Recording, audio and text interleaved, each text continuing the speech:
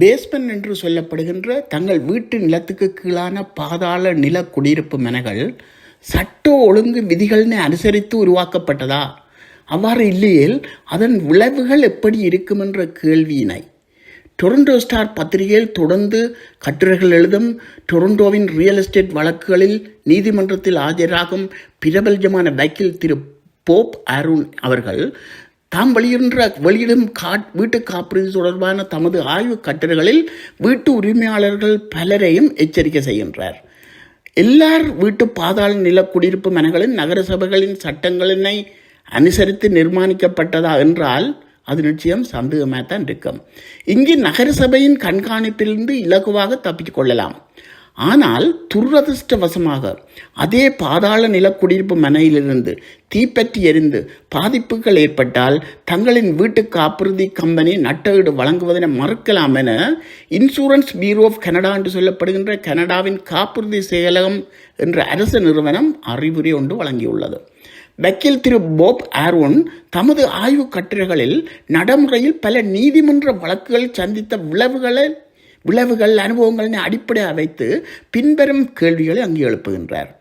தங்கள் வீட்டு நிலத்துக்கு கீழ் குடியிருப்பு மனை உருவாக்குவதற்கு நகர சபையின் சட்டம் அனுமதித்ததா? பாதாள நில குடியிருப்பு மனை உள்ளது என்பது நகர சபையில் பதியப்பட்டுள்ளதா? அடுத்த கேள்வியாக பில்டிங் கோட் என்று சொல்லப்படுகின்ற கட்டிடங்கள் தொடர்பான சட்ட நியதிகள், ஃபயர் கோட் என்று சொல்லப்படுகின்ற நெருப்புடன் சம்பந்தப்பட்ட சட்ட நியதிகள், எலக்ட்ரிக்கல் சேஃப்டி என்று சொல்லப்படுகின்ற மின்சாரம் தொடர்பான பாதுகாப்புகள் ஆகியவற்றுக்கு இணங்க பாதாள நில குடியிருப்பு மனை அமைக்கப்பட்டுள்ளதா என பல வினாக்களை வீட்டு உரிமையாளர்களை நோக்கி எழுப்பியிருந்தார். இங்கு பாதாள நில குடியிருப்பு மனைகள் உருவாக்கத்தில் நகர சபையின் ஒவ்வொரு சட்ட நியதிகளிலும் ஏராளமான நிபந்தனைகள் உள்ளன.